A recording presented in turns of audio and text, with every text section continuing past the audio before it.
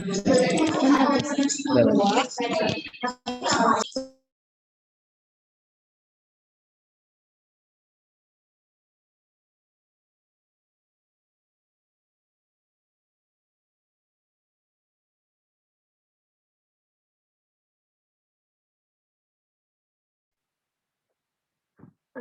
baik, saya mulai saja. Assalamualaikum warahmatullahi wabarakatuh. Waalaikumsalam warahmatullahi wabarakatuh. Terdengar suara saya?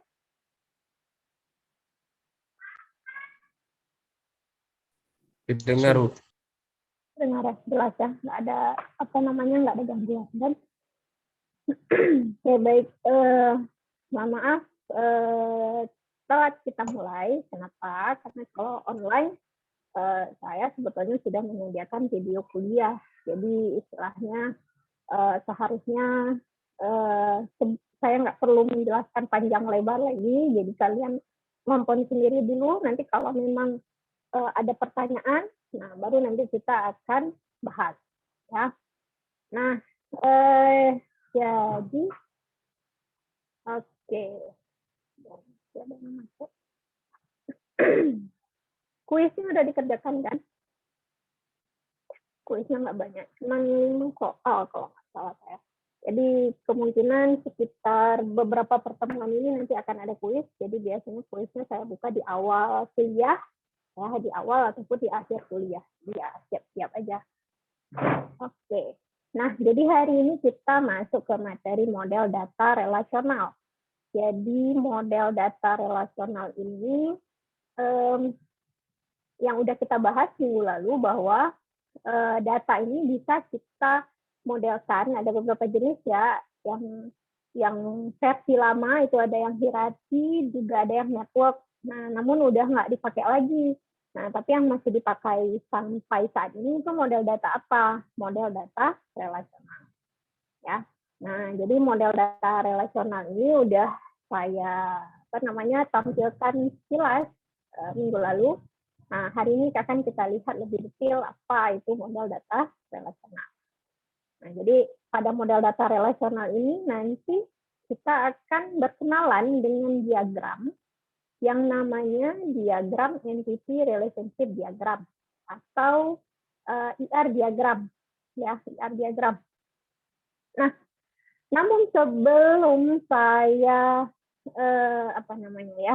masuk ke bahasan tentang IR diagram, nah saya akan menjelaskan terlebih dahulu tentang database lifecycle. Ya, jadi istilahnya nggak hanya software ya. Kalau software itu pasti. Jadi sewaktu kita membuat suatu software itu pasti akan ada life cycle-nya atau siklusnya. Nah, kalau pada database itu juga ada ya database life cycle.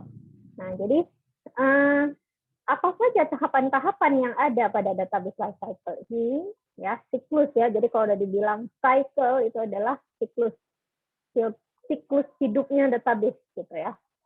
Nah, jadi kira-kira seperti ini ya. Ada yang pertama sekali, nah ini kita mulai dari yang paling atas. Ya, jadi kita mulai dari sini dulu. Nah, ini yang paling atas. Nah, pertama sekali ya, kita nggak mungkin tiba-tiba datang langsung, oh ini saya mau buat basis data. Oh, kayak gini gambarnya. Nggak mungkin, ya, karena itu bukan tahapan pertama. Jadi tahapan pertama apa? Kita mau buat basis data pada perusahaan apa? Perusahaan itu berjalan seperti apa? Apa saja pengguna yang akan terlibat? Apa saja data yang akan diperlukan? Apa saja data yang akan disimpan dan ditampilkan kepada pengguna? Jadi semua hal tersebut itu yang kita sebut dia sebagai requirement atau istilahnya keperluan. Nah, ini juga kalau saat kita membuat suatu software, nah ini juga sama ya. Jadi sama pada software itu pasti akan ada identification requirement. Jadi kita mengidentifikasikan apa sih yang kita perlukan, apa-apa aja yang kita perlukan. Nah, kenapa kita perlu seperti itu? Karena untuk masing-masing kasus itu akan jelas berbeda. Misalnya nanti kita buat ingin kita buat sistem informasi perkuliahan aja lah ya, tim kuliah yang kalian selalu mengaksesnya untuk melakukan absensi. Nah, kalian istilahnya perlu tentukan dulu kira-kira data apa saja yang diperlukan. Nah, karena yang terlibat itu pastilah mahasiswa, ya, dosen, dan juga mata kuliah, juga jadwalnya. Nah, jadi nanti pada jadwal tertentu itu dosen dan mahasiswa itu akan melakukan absensi pada mata kuliah tertentu. Nah, itu yang kita sebut dia sebagai requirement. Jadi ini sangat penting sekali, ya, sangat penting sekali. Nah, kemudian barulah kita masuk ke tahapan logical design. Nah, ataupun perancangan secara logiknya itu seperti apa. Nah, logical design ini yang bagian pemodelan, ya. Jadi di bagian ini kita melakukan apa saja? Kita lakukan pemodelan. Nah, kemudian dari pemodelan yang kita hasilkan, jadi kalau udah dibilang model itu biasanya seringnya kalau udah dibilang model itu udah bentuk gambar ya, udah bentuk diagram biasanya. Walaupun nanti kalau kalian bermain-main dengan machine learning, model itu bukan diagram ya, tapi maknanya lain lagi. Nah, tapi di sini yang kita anggap pemodelan itu adalah memodelkan requirement yang udah kita temukan, kemudian kita modelkan. Nah, nanti akan terhasil suatu model, kemudian nanti kita tentukan. Nah, model tadi itu single view atau multiple view.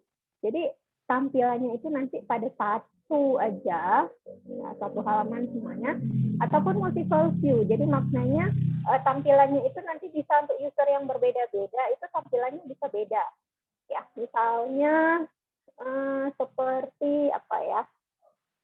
Oke, nah misalnya di SIM kuliah aja ya, nggak usah kita jauh-jauh ambil contohnya. Nah, misal di SIM kuliah, nah tampilan untuk pengguna mahasiswa dengan dosen itu bisa saja agak sedikit berbeda. Nah, kemudian tampilan untuk operator di fakultas, nah itu juga berbeda. Kenapa berbeda? Biasanya nanti akan tergantung dengan hak aksesnya. Ya, nah jadi di sini istilahnya kita tanya, dia itu single view, nah, atau multiple view. Kalau dia multiple view, maknanya dia akan melibatkan banyak basis data yang lain, maka kita akan melakukan proses integrate view. Nah, kalau dia single view, maka langsung saja dari pemodelan tadi, kita akan transform dia menjadi table SQL. Ya, table SQL. Kemudian, sesudah table SQL-nya sudah kita buat, ya, jadi kenapa table SQL? Nah, karena table yang kita buat untuk menyimpan basis data ini, ya biasanya kita akan memanfaatkan tool dari DBMS. Nah, DBMS ini istilahnya ada bahasa yang dikenal oleh DBMS dan juga oleh programmer. Nah, bahasa apa itu untuk mengakses data tadi, untuk mengakses data? Nah, itu kita sebut dia sebagai SQL atau Structured Query Language. Nah, nanti udah tabelnya itu udah jadi, kita lakukan normalisasi, ya. Nah, bahasan ini insya Allah bahasan yang bagian logical ini itu akan kita lakukan insya Allah sebelum UTS, ya, ini akan kita bahas. Nah, kemudian nanti sesudah UTS kita akan lebih fokus ke aljabar relasional dan SQL, itu seperti apa. Nah, kemudian sesudah logical design itu ada lagi physical design. Jadi kalau dibilang physical design, itu maknanya secara fisiknya ya, rancangan secara fisik itu nanti gimana. Kalau tadi logical design itu berarti masih perancangan secara logiknya. Jadi kalau kita menggambar, dan kita gambar diagram misalnya seperti ini, kayak gini. Nah, ini sifatnya adalah logical, karena istilahnya kita masih bayang-bayang, ya, membayangkannya aja. Nah, tapi kalau nanti udah jadi table, nah kemudian kita memanfaatkan DBMS tertentu, nah nanti pada DBMS tertentu itu nanti akan ada bentuk desain fisikalnya, ya fisikalnya yang perlu kita apa ya istilahnya ya, yang perlu kita pertimbangkan. Nah, yang paling penting ya untuk desain fisikal ini adalah indeks. Jadi kita misalnya buat tabel, ya buat tabel. Nah, nggak ada indeksnya. Jadi kalau tidak ada indeks, maknanya saat kita ingin mengambil data yang kita perlukan, nah itu prosesnya agak lebih lama. Ya, jadi dia agak lama untuk baca datanya. Tapi kalau kita pakai indeks, maka ya dia akan mendapatkan data menjadi lebih cepat. Kenapa? Karena ada bantuan dari indeksnya ini. Nah, indeksnya ini tidak akan dibahas di mata kuliah ini, tapi dibahas di semester depan, yaitu basis data lanjut. Ya. Oke, nah dari indeks tadi, kita cek lagi nih, dia masih perlu requirement yang lain atau enggak? Kalau masih ada, berarti kita lakukan denormalisasi. Kalau enggak, langsung diimplement.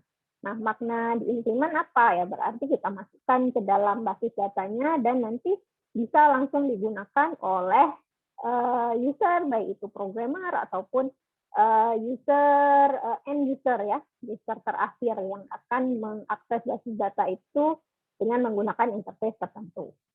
Nah, this sudah implement. Kalau memang masih ada perlu perubahan, nah jadi di sini ada monitor and detect changing. Jadi kalau masih ada yang perlu diubah, ya berarti kita balik lagi ke awal. Nah, kalau misalnya ada penambahan gitu kan, ada penambahan rule-rule pada suatu perusahaan tertentu. Nah, kalau ada penambahan ya berarti kita balik lagi, kita tentukan lagi apa sih rule-rule baru yang akan ditambah, bagaimana nanti cara diintegrasikan dengan yang sudah ada.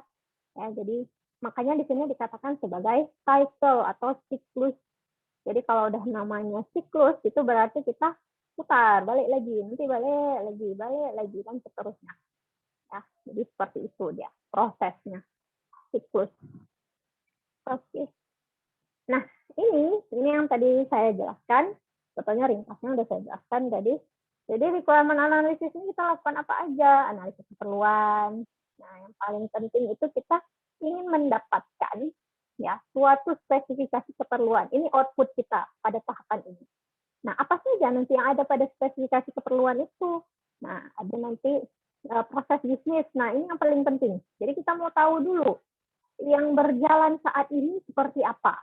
Ya, kemudian apakah mau diubah ya proses yang berjalan saat ini itu mau diubah atau istilahnya tetap lanjut dengan proses yang seperti itu. Ya, jadi prosesnya seperti apa? Kemudian hubungan antara data tadi, ya hubungannya. Kemudian nanti platform software yang mau kita pakai ini apa? Nah, misalnya kalau sebelumnya itu ada, istilahnya kita cuma tinggal ngambil bagian-bagian basis datanya aja.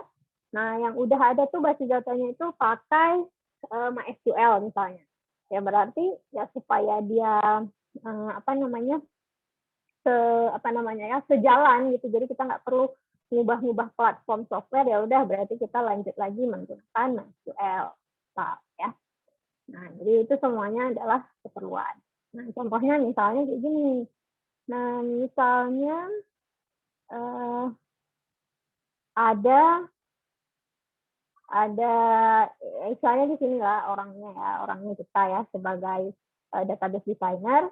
Nah, kita berpikir pada suatu perusahaan yang melakukan proses jual beli misalnya, ya proses jual beli.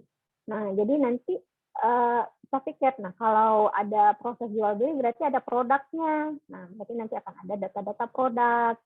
Nah, kemudian nanti karena nanti yang dijual itu memerlukan apa ya istilahnya ya sales gitu, misalnya kayak rokok itu kan perlu sales biasanya, jalan ke warung-warung kopi biasanya kan, atau istilahnya di supermarket juga sering kita lihat kan sales-salesnya itu mendata berapa sih jumlah barang yang udah berkurang, apakah barang yang dijualnya itu laku atau enggak gitu kan. Nah, itu adalah salesperson, orang yang menjualnya. Nah, kemudian nanti yang belinya itu siapa? Oh, customer. Nah, kemudian nanti customer-nya itu dia akan melakukan proses apa? dia akan melakukan proses order, ya, pesan barangnya. Nah, jadi ini yang kita lakukan saat analisis keperluan. Ya. Nah, berikutnya kita masuk tadi ke langkah kedua, logical design. Jadi kalau di logical design ini biasanya outputnya ini berupa diagram. Ya, diagram. Di mana nanti diagram tadi itu akan menunjukkan data dan relasinya ini seperti apa sih? Ya.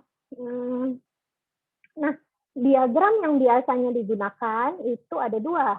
Ya, apakah bisa kita gunakan IR diagram? Nah, ataukah mau menggunakan UML diagram? Nah, jadi biasanya kalau yang ke datanya itu secara langsung kita pakai IR diagram, tapi kemudian nanti saat activity yang berkait dengan basis data tadi, itu nanti kita akan memanfaatkan diagram-diagram yang ada di dalam UML atau Unified Modeling Language. Nah, ini kalau yang belajar mata kuliah rekayasa perangkat lunak, ya itu nanti akan belajar di sini ya untuk membuat diagram UML ini. Nah, kemudian nanti kalau yang ambil bidang pengkhususan RPL, nah itu nanti ada lebih detailnya lagi, nanti ada komponen perangkat lunak dan seterusnya. Nah, itu memang main-mainnya itu dengan diagram ini, ya, diagram UML. Nah, kemudian jadi hasil daripada logical design itu adalah model. Ya, kemudian model tadi nanti diubah jadi tabel, tadi sudah saya jelaskan ya, saya nggak panjang lebar lagi. Nah, kemudian konseptual data modeling. Nah, di sini kita akan memodelkan, ya, kita modelkan dengan memanfaatkan diagram yang tadi saya bilang IRD ataupun UML, ya, di mana nanti dengan menggunakan diagram ini, ya, kita bisa menangkap keperluan data dalam bentuk yang sederhana. Jadi istilahnya kalau kalian nanti biasanya itu di mata kuliah FPL tuh. Nah, biasanya Pak Rahmat Daud dengan Miss Dalila, nah itu biasanya langsung terjun. Misalnya kalian pergi ke puskesmas misalnya, atau misalnya pergi ke perusahaan apa gitu ya. Nah, jadi nanti itu langsung interview dengan orangnya, ya, melakukan interview. Nah, saat melakukan interview jelas yang namanya orang awam, nah itu yang kita sebut sebagai orang awam, jadi bukan yang bergerak di bidang IT. Nah, orang awam kan waktu menjelaskannya tuh gini gitu kan. Nah, jadi istilahnya penjelasannya bisa saja sangat rumit. Nah, jadi kalian ya sebagai database designer, nah waktu mendengar itu ya kalian ingin merepresentasikan yang rumit saat dijelaskan tadi dalam bentuk yang sederhana supaya hasilnya itu nanti bisa lebih mudah dipahami dan bermakna bagi siapa? Bagi programmer dan juga bagi pengguna. Ya. Nah, contoh konseptual data modeling itu seperti apa? Seperti diagram. Nah, ini dia contohnya. Jadi di sini ada view untuk retail salesperson. Jadi view ataupun tampilan data yang melibatkan penjualan yang dilakukan oleh salesperson. Nah, jadi gimana dia ya? Bagaimana dia prosesnya? Nah, ternyata prosesnya ini nanti yang namanya penjualan pasti ada customer ya. Nanti ada customer. Nah, customer tadi karena beli barang ya berarti dia akan order produk. Ya kan? Nah, kemudian nanti produknya itu dijual oleh siapa? Kan salesnya kan. Jadi kan ini kan retail salesperson. Jadi pasti akan berkait dengan salesperson. Berarti nanti dijual oleh salesperson. Nah, nanti salesperson ini dia akan menangani customer yang mana? Nah, berarti dia juga nanti ada kaitan dengan customer-nya. Nah, ini proses pemodelan, ya, konseptual data modeling. Oke, nah kemudian, tadi kan ada tuh tahapannya view integration. Jadi kalau nggak salah saya ada yang seperti ini. Nah, seperti ini. Nah, ini single view, ini yang single. Dan ini adalah yang multiple. Nah, jadi kalau single view itu berarti dia hanya melibatkan data itu aja. Jadi dia nggak akan dia tidak berkait dengan data-data yang lainnya. Ya. Nah, jadi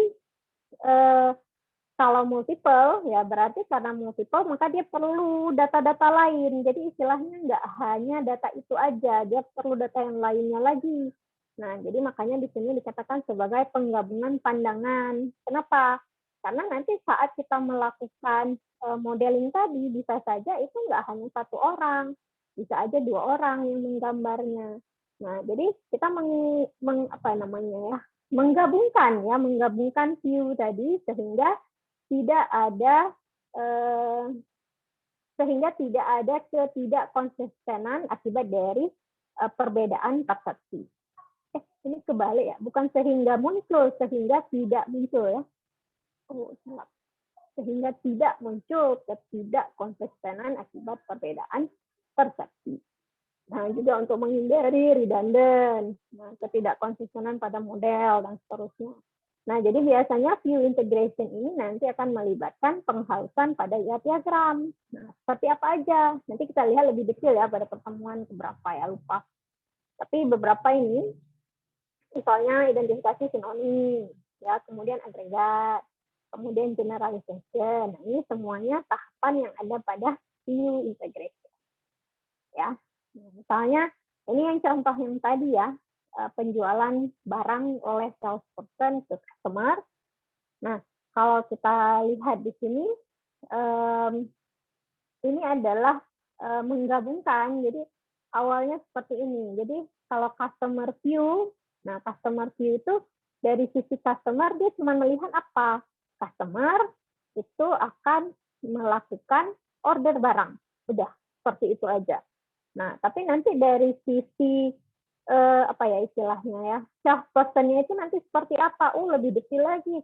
Salesperson nanti harus mengisi order, salesperson menangani customer, customer itu nanti akan melakukan order barang, order tadi itu akan dilakukan terhadap produk.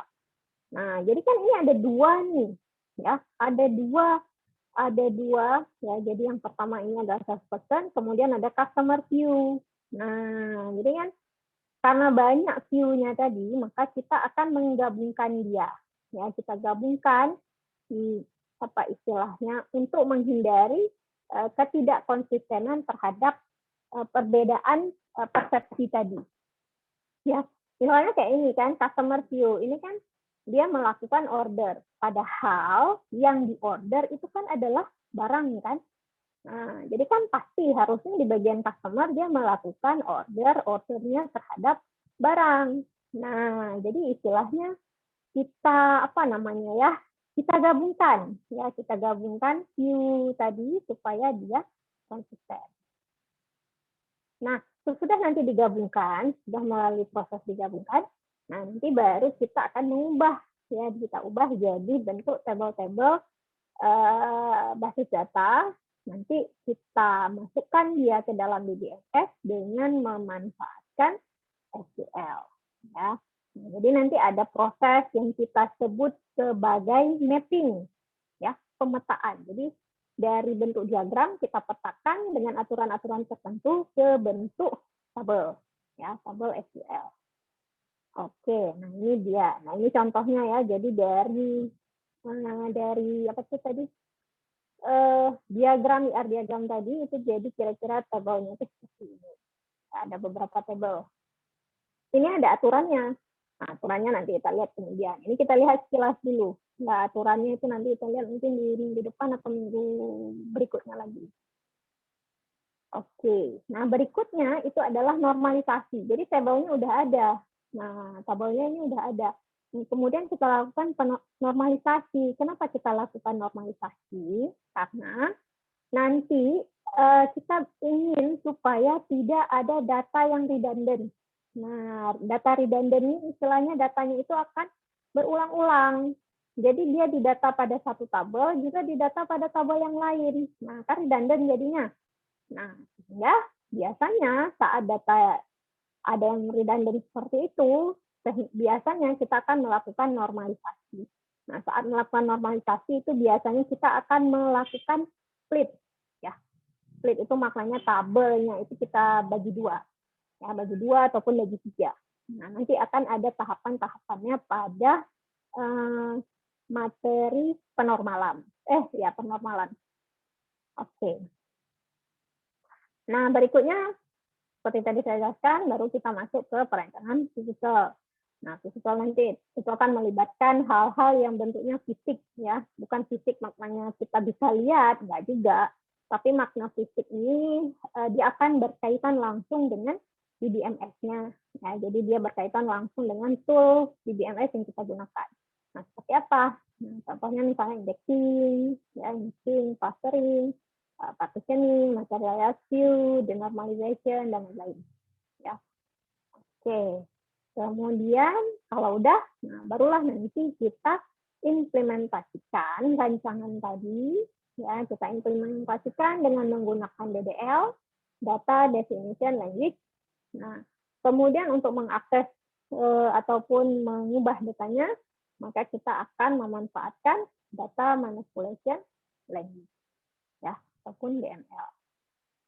Oke, sampai bahasan ini dulu ada yang ingin ditanyakan?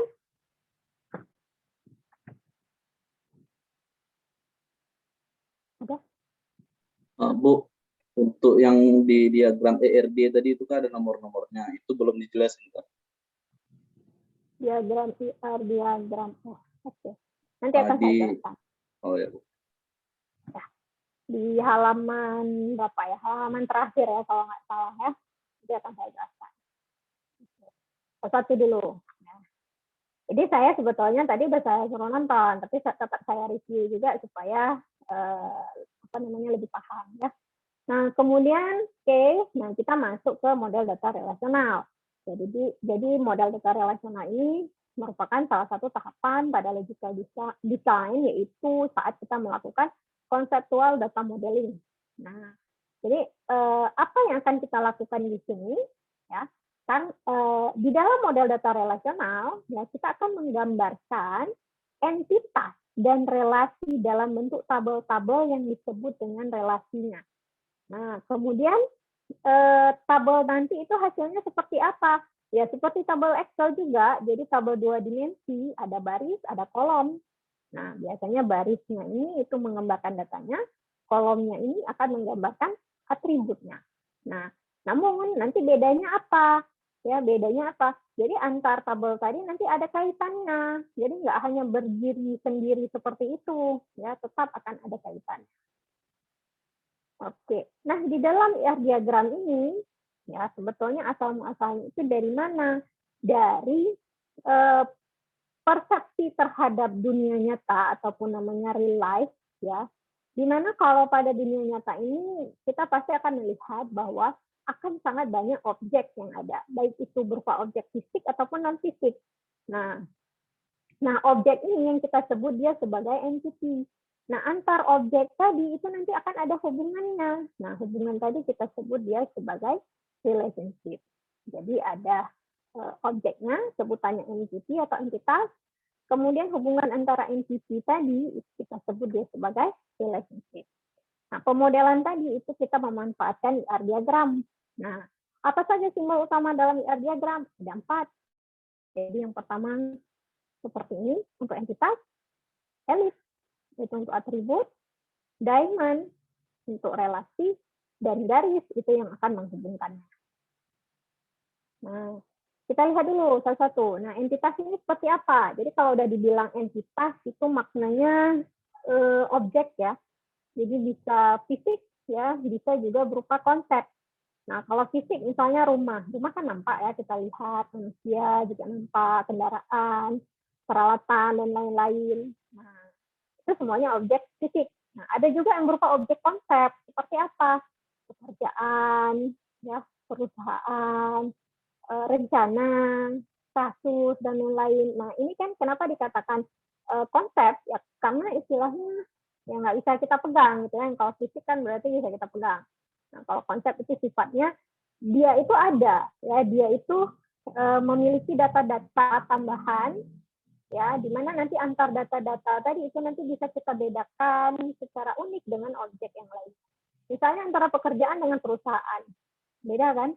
Ya, beda. Jadi bisa kita bedakan antara satu objek dengan objek yang lainnya. Nah, kumpulan dari entity ini kita namakan entity set. Nah, nanti set. Nah, kemudian nanti untuk setiap entity tadi, ya itu nanti akan ada atributnya. Nah, atribut ini apa? Deskripsinya ataupun karakteristiknya. Jadi karakteristik atau sifat-sifat daripada objek tadi, ya itu bisa melekat pada entitas dan juga bisa melekat pada relationship atau relasi. Nah, jadi nggak hanya pada objek ya, itu ada atribut, tapi relationship atau relasi itu juga bisa ada atribut. Ya, istilahnya ada data yang perlu untuk disimpan. Itu berarti dia memiliki atribut. Nah, contohnya apa? Misal pegawai. Nah, pegawai ini dia memiliki karakteristik apa aja? Oh, kalau pegawai itu pasti akan ada yang membedakan antara pegawai satu dengan pegawai lain. Nah, seperti apa? Seperti NIP, ya, NIP, nomor induk pegawai. Kemudian yang namanya pegawai kan pasti ada nama ya. Kalau manusia pasti ada nama, kan nggak mungkin manusia nggak ada nama. Nah, jadi pasti ada nama. Kemudian nanti ada alamat juga yang perlu kita data. Kemudian nanti perlu data nomor HP. Mungkin nanti perlu data jenis kelaminnya juga. Ataupun nanti perlu data tanggal lahir misalnya. Ya, jadi itu semuanya deskripsi ya, ataupun karakteristik daripada suatu objek, ya, atribut. Nah, contohnya kayak gimana? Misalnya mobil nih, ya, ini kendaraan. Nah, entitas di sini apa? Entitas di sini adalah mobil, ya, mobil apa kendaraan, ya, sebutannya kita sesuaikan dengan keperluan ya. Kalau memang kita menggambarkan kendaraan secara umum ya berarti kendaraan. Tapi kalau misalnya kendaraannya itu lebih ke kendaraan penumpang, ya bisa saja nanti langsung kita tuliskan dia sebagai mobil ya, karena kan biasa kalau mobil itu mobil penumpang. Nah, atributnya apa saja? Oh, ternyata setiap mobil itu nanti ada nomor mesin, ya pasti ada. Nah, kalau kita buka, ini kan di dalamnya ada mesin, di dalam mesinnya itu nanti ada nomornya. Nah, dan nomornya ini unik. Jadi masing-masing kendaraan ya, masing-masing mesin itu pasti memiliki nomor mesin yang beda-beda, nggak ada yang sama. Kemudian ada nomor plat. Ya, nomor plat ini juga unik. Jadi nggak ada yang sama. Kemudian ada model. Nah, model misalnya apa ya? Kan ada tuh jenis mobil, ada yang SUV ya, ada yang sedan, kemudian ada yang city car, ada jenis apa lagi ya, city car, ada yang sering,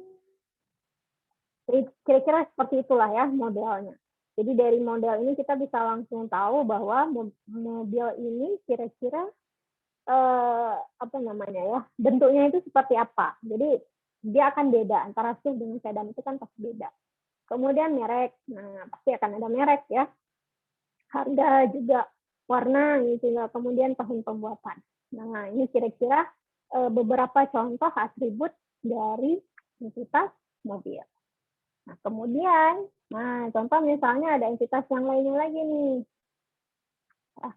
Nah, kalau yang hobi nonton drakor pasti tahu nih siapa ya. Ini entitasnya manusia, ya, orang. Apakah nanti sebutannya orang itu pada suatu perusahaan, ya berarti nanti pegawai. Apakah orang itu nanti sebagai mahasiswa, ya berarti dia mahasiswa. Tapi ini anggapannya kira-kira entitasnya adalah orang. Nah, atributnya apa aja? Oh, ada nomor ID. Nomor ID yang akan tidak mungkin sama antar setiap orang. Kemudian nanti ada nama, ada alamat, ada tanggal lahir, nah, kemudian ada jenis kelamin, kemudian ada status single ataupun udah menikah, kan status. Kemudian nomor HP, foto, ya. Jadi intinya apa? Atribut ini adalah semua data-data yang perlu kita simpan dari entitas tadi. Apakah semua atribut untuk entitas tadi itu perlu? Ya, kita lakukan apa? Misalnya perlu proses analisis keperluan. Ya kan nggak semuanya penting. Nah, jadi apa-apa aja yang perlu kita data. Nah, itu yang akan kita masukkan nanti ke dalam perancangannya. Oke. Nah, yang entitas yang tadi itu ada dua jenis. Ada yang weak entity atau entitas lemah, ada yang strong entity atau entitas kuat. Nah, kalau entitas lemah, maknanya apa? Dia hanya akan muncul ya dia akan muncul tergantung kepada eksistensi dari entitas yang lain. Jadi istilahnya dia hanya akan muncul kalau ada entitas yang lain. Nah, contohnya kayak gimana? Contoh, ya, orang tua mahasiswa. Nah, entitas orang tua ini akan muncul, ya, akan disimpan datanya kalau ada apa? Kalau ada mahasiswa yang kuliah di situ, maka data orang tuanya itu akan disimpan. Kalau dia nggak kuliah di situ, ya berarti data orang tuanya nggak akan disimpan. Nah, jadi kira-kira seperti itu. Jadi entitas yang hanya akan muncul tergantung pada eksistensinya dari entitas yang lain. Nah, kemudian contoh entitas kuat, nah ini kebalikannya. Kalau entitas kuat ya berarti dia berdiri sendiri, dia itu harus wujud, ya. Jadi misalnya dia tidak bergantung kepada entitas yang lain. Contoh misalnya mahasiswa, pegawai, buku, produk, dan seterusnya. Nah, penggambarannya sedikit berbeda. Kalau entitas kuat, persegi biasa seperti ini. Kalau entitas lemah, perseginya ada 2 garis. Ya, ada garisnya itu ada 2. Nah, biasanya relasinya itu juga kita buat 2 garis. Walaupun ini nggak harus ya, mau dibuat segaris pun boleh juga, nggak ada masalah. Dibuat 2 garis lebih bagus lagi. Oke, nah kemudian atribut. Nah, atribut ini beda-beda, ya tergantung dengan jenisnya. Ada yang digunakan untuk membeda-bedakan data, ya. Jadi antara satu data dengan data yang lain dibedakan. Nah, itu kita sebut sebagai atribut kunci. Ya, biasanya kita gambarkan seperti ini. Nah, ada garis ya. Kemudian ada atribut simpel. Nah, biasanya ini atribut yang nilainya itu cuma 1 aja. Nah, contoh misalnya nama, harga, status. Nah, kemudian ada atribut multi value. Nah, ini kebalikan dari simple. Jadi maknanya nilai yang disimpan pada atribut multi value itu bisa banyak, bisa ada beberapa. Contoh misalnya kualitas, ya, misalnya kualitas bagus, sedang, atau gelar nanti misalnya kayak saya itu ada BIP, MIP, berarti ada 2 sekaligus. Kemudian ada hobi, nah hobi kan bisa aja banyak, ya. Kemudian nanti ada atribut komposit. Nah, atribut komposit ini maknanya atribut yang bisa kita pecah-pecah lagi, kita uraikan lagi. Contohnya kayak gimana? Seperti alamat, waktu, ya itu bisa kita pecah lagi alamat. Kemudian atribut derivatif itu merupakan atribut yang kita turunkan dari atribut yang lain. Nah, contohnya misalnya umur. Kalau kita tahu tanggal lahirnya kapan, kita bisa tahu berapa umur dia saat ini. Ya kan? Nah, ini dia penggambarannya. Ya, ini ada pegawai, ini atribut fungsi, ruang, ada ID ruang. Kemudian yang simple, nah itu yang biasa, yang hijau ini. Kemudian multi value, itu berarti banyak nilai, garisnya ada 2. Kemudian yang komposit, itu berarti kita pisah dia, bisa kita pisah. Nah, ternyata nama ini, nama bisa kita anggap sebagai simple, nama juga bisa kita anggap sebagai komposit. Kalau nama orang Indonesia itu seringnya simple, jadi satu nama, mau sepanjang apapun itu adalah nama dia. Nah, tapi kalau di luar negeri itu biasanya agak beda ya, di negara-negara lain, nanti seringnya itu akan ada nama depan, ya, first name, kemudian ada nama belakang, last name. Biasanya nama depan itu nama dia, nama belakang itu adalah nama orang tuanya, seringnya seperti itu. Nah, bisa saja nanti ada nama tengahnya lagi misalnya. Ya, jadi ini tergantung. Kalau memang perlu kita pisah. Kalau enggak, ya udah, gabung aja. Ya, komposit. Kemudian derivatif. Nah, kalau derivatif ini digambarkan dengan garis putus-putus seperti ini. Ya, jadi di sini umur. Nah, kenapa umur ini derivatif? Karena datanya ini bisa kita dapatkan dari tanggal lahir. Oke. Nah, ini tadi yang saya katakan simbol-simbolnya, ya. Ini ringkasannya yang tadi saya jelaskan. Sampai sini dulu ada yang bertanya?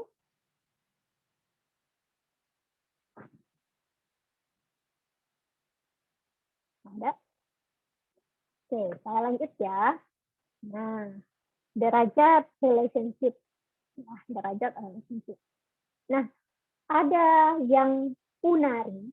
Ya, jadi nanti ada unari. Unari ini adalah derajat 1. Kenapa dikatakan derajat 1? Karena dia hanya melibatkan satu entitas saja. Nah, satu entitas saja. Contoh, pegawai mengepalai pegawai yang lain.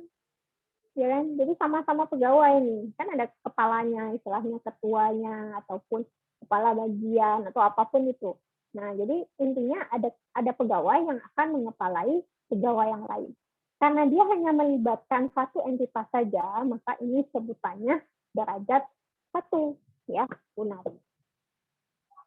Nah, kemudian ada yang binary. Nah, kalau binary jelas ada 2 dah. Ya, ada 2 entitas. Intinya yang sering kita jumpai, ya, yang sering kita jumpai ini adalah yang 2 entitas ataupun binary. Contoh, pegawai bekerja pada departemen tertentu. Nah, jadi ini entitas pegawai dan ini adalah entitas departemen. Kemudian ada derajat 3. Jadi kalau derajat 3, dia akan menghubungkan 3 buah entitas sekaligus. Contohnya apa? Pegawai bekerja pada proyek tertentu di kota mana? Nah, misalnya kotanya ini bisa beda-beda, ya. Jadi proyeknya itu akan bergantung dengan kotanya juga. Jadi ada 3 entitas sekaligus yang akan terlibat pada relasi bekerja. Ya, ini berarti derajat 3. Oke, habis baterai. Saya connect ini dulu ya.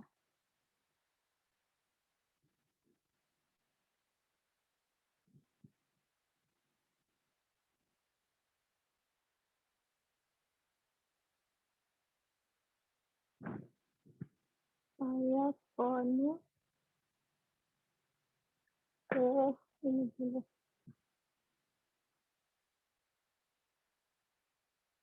Ini. Oke.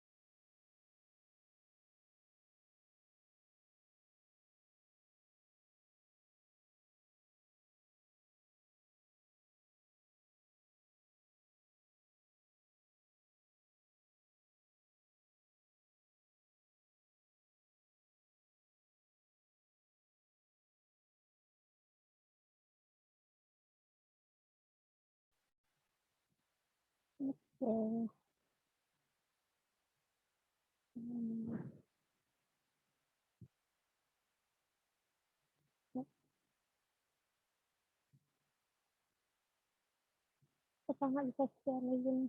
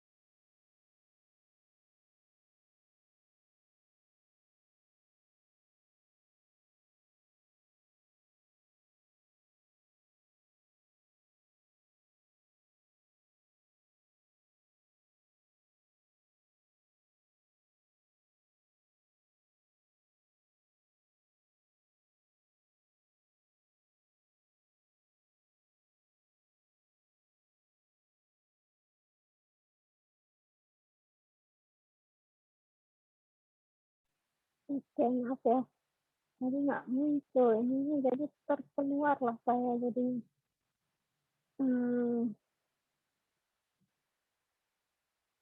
Oke, kita sambung kembali ya. Nah, kardinalitas.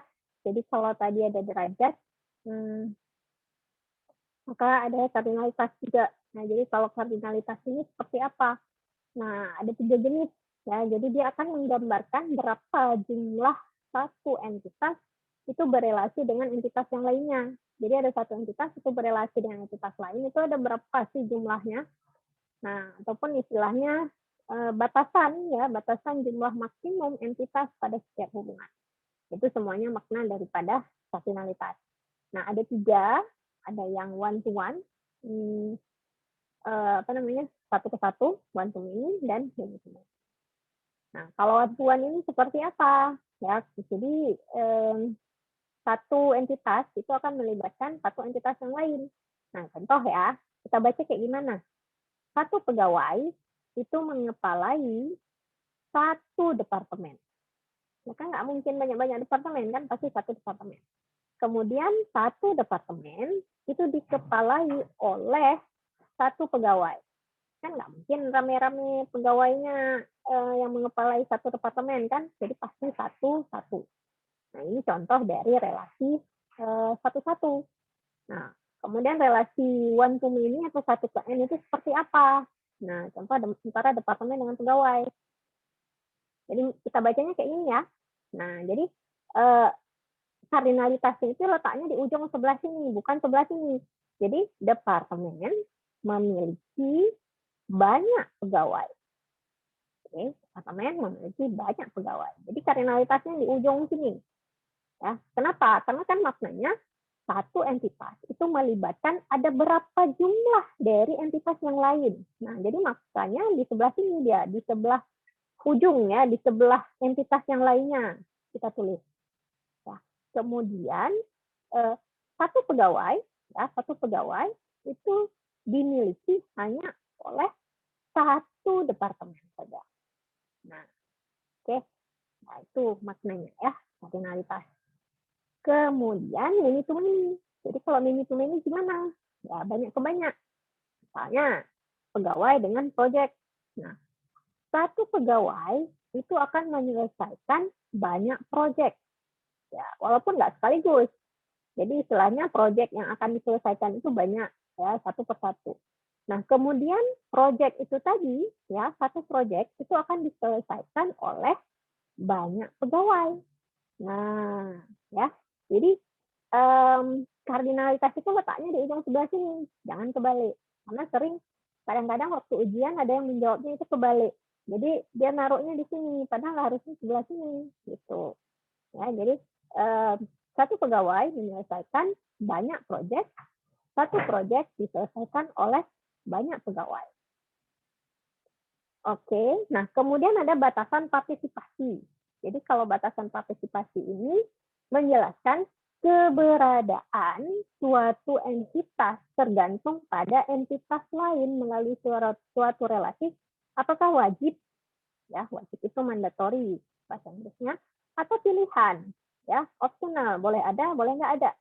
Nah, jadi ada 2 di sini, ada yang wajib, kita sebut dia sebagai partisipasi total ataupun mandatory, atau partisipasi sebagian, nah atau opsional. Boleh ada atau nggak ada. Ya, contohnya seperti apa? Di sini kita lihat. Ini adalah contoh dari partisipasi total. Maknanya apa di sini? Ya, jika keberadaan semua anggota pada entitas tersebut akan berelasi dengan entitas lain, itu maknanya adalah partisipasinya total. Jadi semua anggota dari suatu entitas itu pasti akan berelasi dengan entitas yang lain, maka itu berarti partisipasi total. Nah, contoh. Entitas dosen keberadaannya tergantung pada entitas mata kuliah. Dan sebaliknya, jika ada seorang dosen, maka pastilah itu dosen tadi itu harus ada mata kuliah yang diajar. Nah, kalau kasusnya seperti ini, maknanya dosen tadi ya itu berarti dia akan mengajar secara total mata kuliahnya. Berarti makanya semua dosen itu pasti akan mengajar mata kuliah, ya, mandatori, wajib. Nah, tadi ada sebaliknya, begitu juga sebaliknya. Kalau ada mata kuliah, berarti harus ada dosen yang mengajar, ya. Ada mata kuliah, maka haruslah ada dosen yang mengajar. Maka di sini juga partisipasi total. Nah, ini tergantung kasus ya, tergantung kasus. Jadi makanya kalau kalian ingin menyelesaikan suatu masalah, baca dulu kasusnya itu gimana. Apakah dia total atau sebagian? Kalau memang semua entitas, semua anggota dari entitas tadi itu memang akan berelasi dengan entitas yang lain, berarti dia total. Ya, kalau nggak harus, boleh ada, boleh nggak ada, maka dia maknanya adalah sebagian. Ya. Nah, contoh yang sebagian kayak gimana?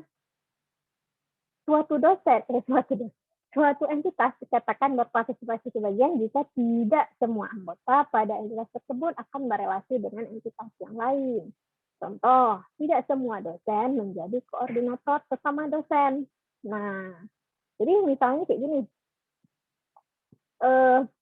Misalnya, dosen dengan ini kan relasi derajat 1 ya. Jadi dosen itu nggak semuanya harus mengkoordinir dosen yang lain. Kan nggak semua dosen jadi ketua jurusan, nggak semua dosen jadi koordinator prodi kan. Jadi untuk setiap prodi ya hanya ada satu aja misalnya kan, untuk setiap jurusan hanya ada satu ketua jurusannya aja. Jadi kan sebagian. Nah makanya di sini garisnya satu ya, satu dosen tadi ya sebagiannya itu dia akan mengkoordinir dosen yang lain, nggak semuanya. Nah sebaliknya di sini ada dua garis ya, dosen itu dikoordinir oleh dosen yang lain. Jadi setiap dosen itu pasti bernaung pada anggapannya prodi ataupun jurusan tertentu. Jadi nanti pasti akan ada ketua prodi atau ketua jurusannya. Jadi maknanya apa?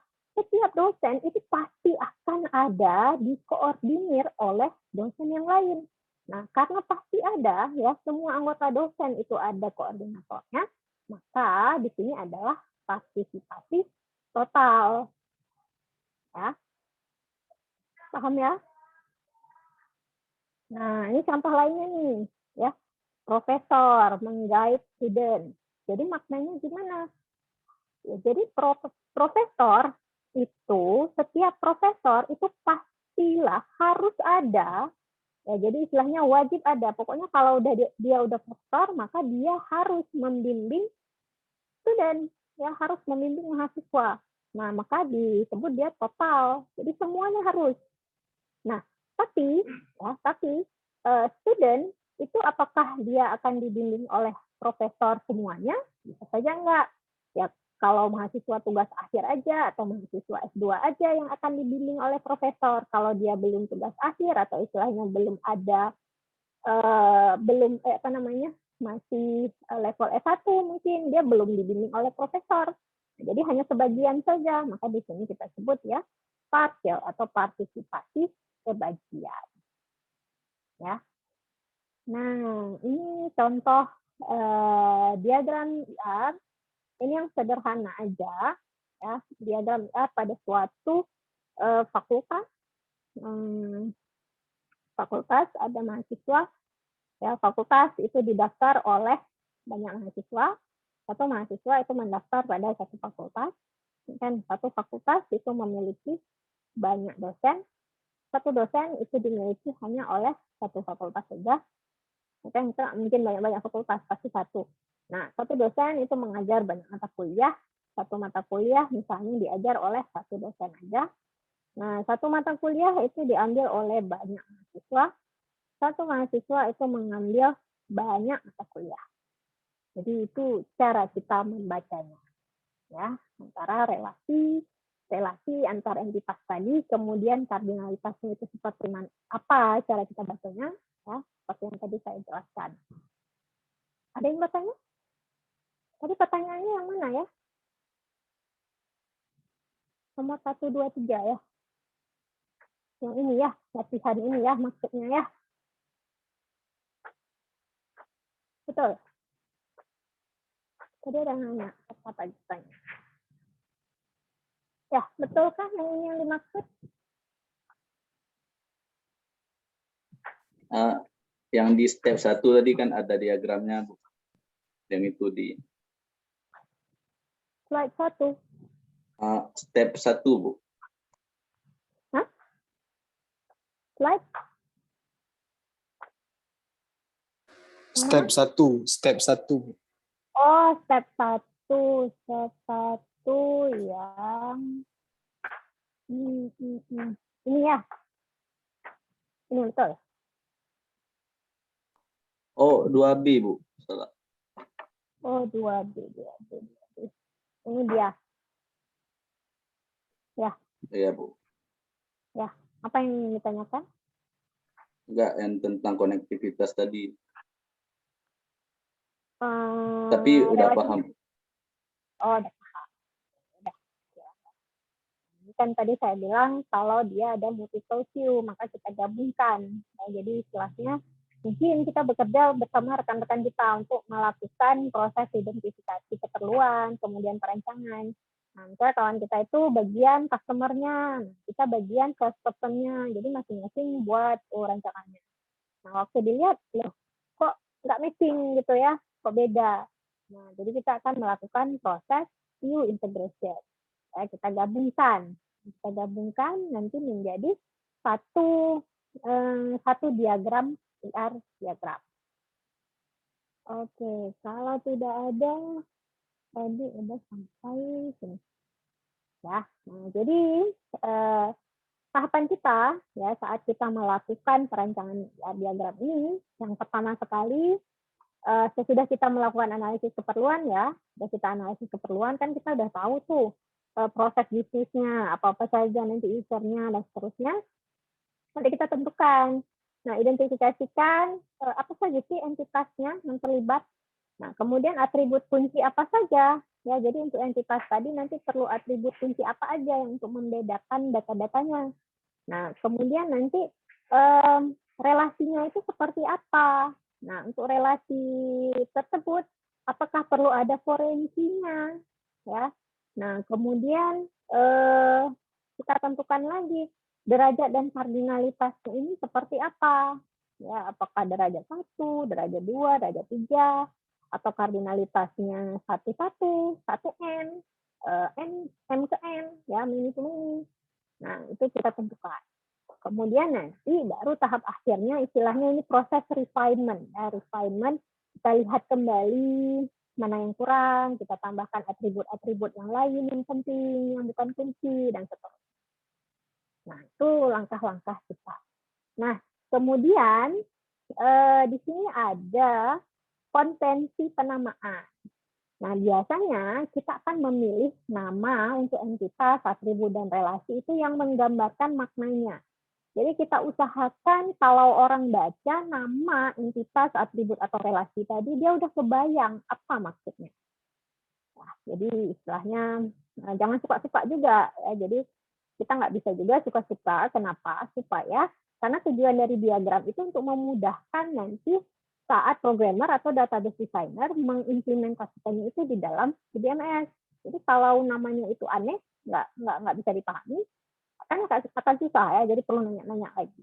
Nah, jadi usahakan yang menggambarkan maknanya. Kemudian gunakan nama tunggal untuk entitas. Jadi satu nama aja, walaupun boleh juga 2 nama nggak apa-apa ya, tapi usahakan nama tunggal. Kemudian huruf kapital, ya walaupun ini nggak harus juga sih, tapi biasanya sebaiknya supaya rapi dia gunakan huruf kapital. Kemudian untuk atribut gunakan huruf kapital di awal kata. Ya.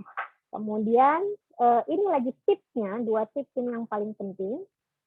Nama entitas itu cenderung menggunakan kata benda. Jadi kalau kita baca suatu kasus tertentu, ya kita udah tulis kasusnya kayak gimana, kita baca. Nah kalau dia kata benda, berarti dia kemungkinan adalah entitas. Jadi kalau bukan entitas pasti atribut. Ya, jadi kalau entitas itu pasti dia memiliki apa namanya ya, karakteristik. Jadi ada apa namanya?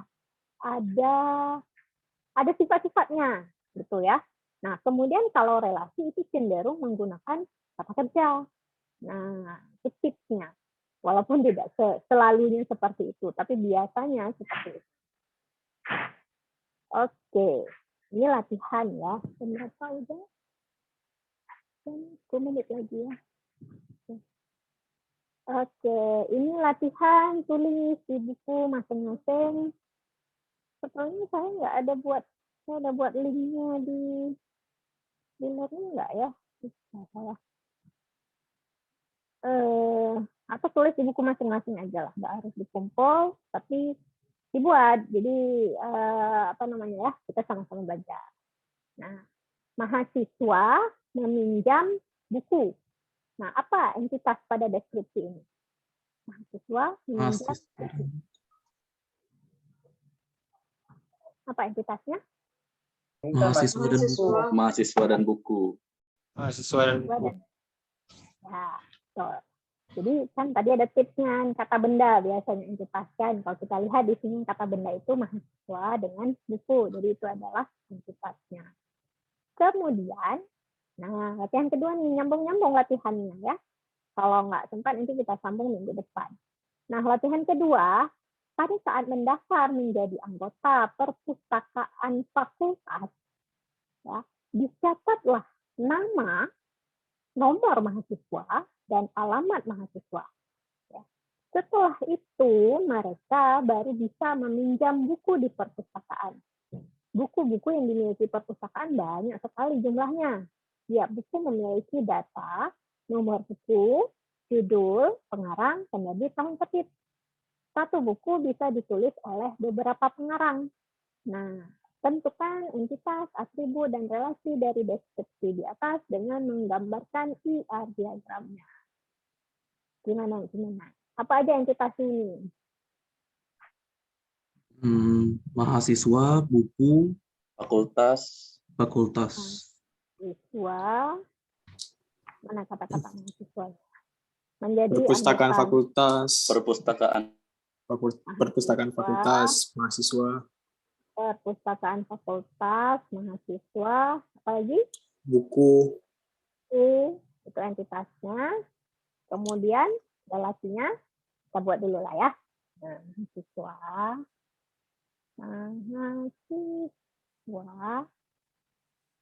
oke, entitas persegi. Nah, kemudian ada perpustakaan fakultas. Perpustakaan. Oke. Terus apa lagi? Buku. Bukan. Buku. Nah, udah nih. Kita sudah. Berikutnya kan tadi dibilang atribut kunci kan. Nah, kita buat kemudian boleh juga, nggak masalah. Jadi kita buat relasinya duluan boleh juga. Ya, jadi di sini saya buat relasinya aja duluan supaya nampak. Mahasiswa dengan perpustakaan, kira-kira relasinya apa sih? Pinjam. Anggota. Masuk. Anggota. Mendaftar jadi anggota. Oh iya. Mendaftar menjadi anggota. Nah, ini dan kata kuncinya kata kerja, kan? Kata kuncinya kata kerja. Jadi mendaftar. Nah, kita tulis di sini daftar. Segi. Iya, berlaku tepat. Nah, ini dah. Terus mahasiswa dengan buku. Meminjam. Pinjam buku. Pinjam. Oke. Terus buku dengan perpustakaan. Disediakan. Disimpan atau disediakan. Disediakan. Ya, Memiliki, Bu. simpan, Tiap buku ya. memiliki data nomor. Nomor. Data nomor. Memiliki, Bu. Tiap buku memiliki memiliki. data nomor buku, judul, pengarang, penerbit, tahun terbit. Berarti entitasnya apa? Buku. Tiap buku. Gimana? Buku. Tadi Tiap kan buku. udah ada entitas buku kan? Nah, Iya. ini dia saya bilang kan, tiap buku memiliki data nomor buku.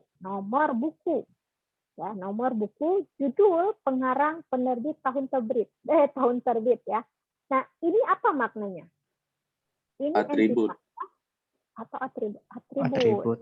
Jadi kalau istilahnya karakteristik atau istilahnya untuk setiap objek tadi, kita akan menyimpan data apa saja. Ya, jadi data-data yang berkaitan dengan objek tadi itu yang kita sebut dia sebagai atribut. Ya. Nah, ini sekarang tadi pertanyaan saya antara buku dengan perpustakaan nih, ada kaitannya nggak? Ketersediaan, Bu ya. Ketersediaan. Tersedia atau disimpan, ya boleh lah. Tersedia. Dimiliki, Bu, dimiliki. Bisa juga. Pokoknya kita pilih aja kata-kata yang disediakan. Nah, sedialah ya. Nanti tinggal waktu kita baca tambah imbuhan Bersedia. dan atau di dan kan. Bersedia. Bersedia udah beda nanti maknanya. Disediakan atau menyediakan kan. Tambah imbuhan aja nanti waktu baca. Oke, nah berikutnya kita langsung sekaligus ya atributnya. Biasanya memakai kata dasar kayak itu berarti, Bu? Ya boleh nggak pakai kata dasar, boleh juga. Tapi seringnya karena kita mengikuti bahasa Inggris itu biasanya dia kata dasar, kan nggak ada imbuhan, kan? Nah, seringnya itu kata dasar yang kita gunakan. Available. Kenapa sering kita gunakan kata dasar? Supaya kita baca dari arah manapun, tinggal kita tambah imbuhan aja. Misalnya, mahasiswa mendaftar di perpustakaan, atau istilahnya mahasiswa terdaftar di perpustakaan. Atau nanti dari sebelah sini perpustakaan itu mendaftar mahasiswa. Ya, mendaftar mahasiswa atau didaftarkan, mendaftar lah ya, mendaftar. Jadi apa namanya ya? Biasanya itu konvensinya seringnya seperti itu, kata dasar yang kita gunakan. Oke. Nah, sekarang atribut dulu atau kardinalitas dulu nih? Atribut aja dulu ya. Kardinalitas saya, Bu. Boleh juga. Kardinalitas. Satu mahasiswa itu mendaftar pada berapa perpustakaan? Satu perpustakaan. Satu perpustakaan itu didaftar oleh berapa mahasiswa? Banyak. Oke. Satu mahasiswa itu meminjam berapa banyak buku? Banyak.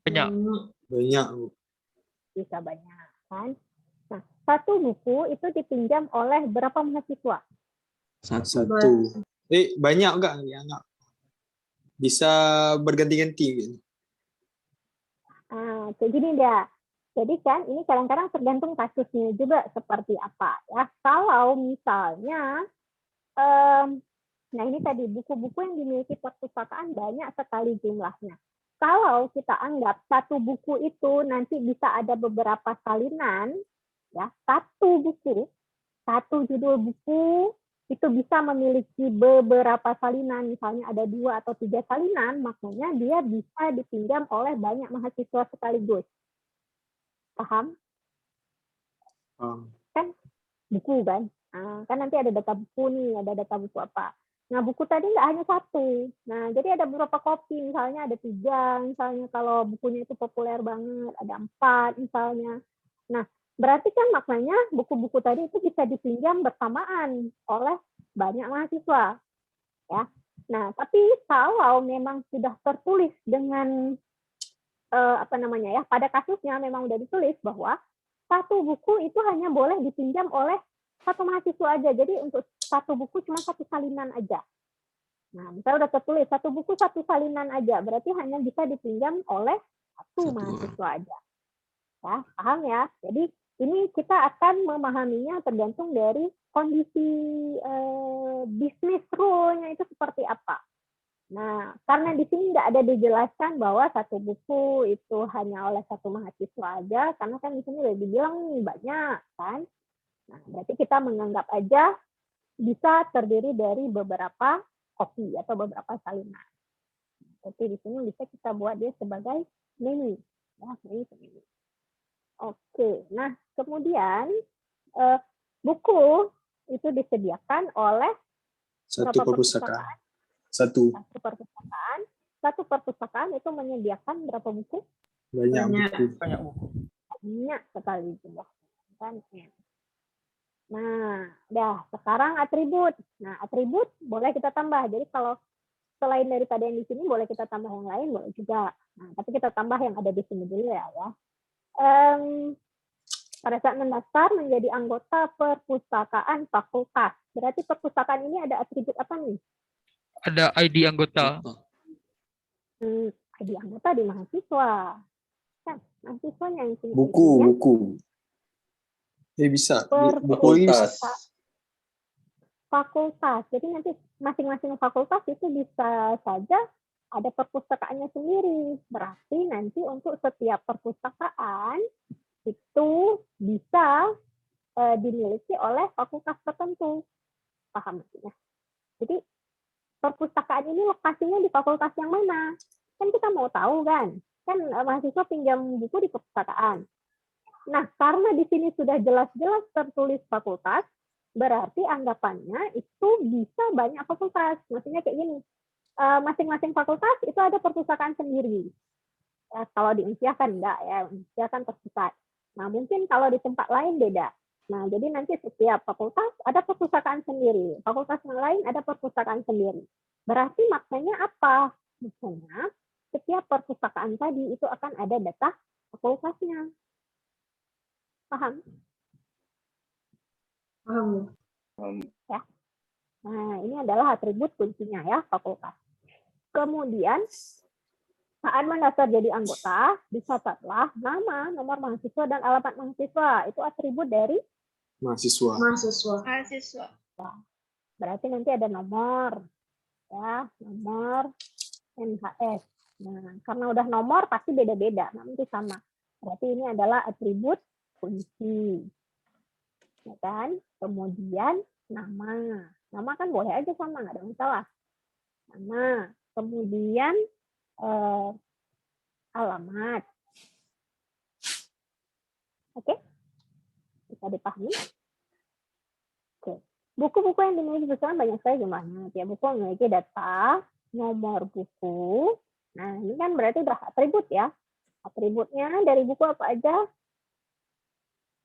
Nomor, buku, ya.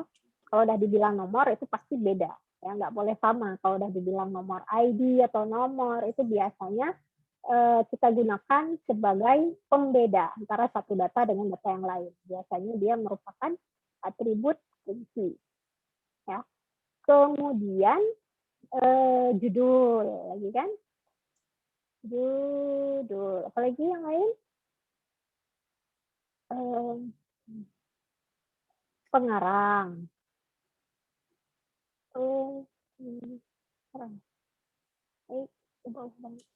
Kemudian ada penerbit.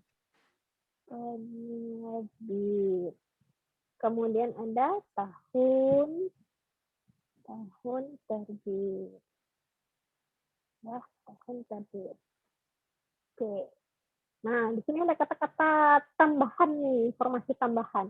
Satu buku bisa ditulis oleh beberapa pengarang. Apa maksudnya? Satu buku bisa tulis. Datanya multi value, Pak. Multi value, betul sekali. Jadi pengarang ini ya multi value. Nah, kalau multi value garisnya tuh 2 kali, double garisnya. Oke. Garis kemana? Garis ini pengarangnya. Oh, garis Harusnya ke kan pengarang. pengarang. Nah, yang namanya atribut kan biasanya satu garis saja kan, elipsnya. Tapi kalau dia multi value itu berarti dia double garisnya seperti ini. Nah, itu untuk multi value. Ada lagi yang bertanya sampai sini dulu?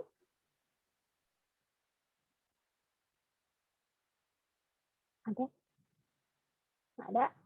Oke, karena nggak ada nih, waktu pun udah hampir jam 4 ya. Jadi kita sambung di depan latihannya. Latihan ini nyambung-nyambung terus ya.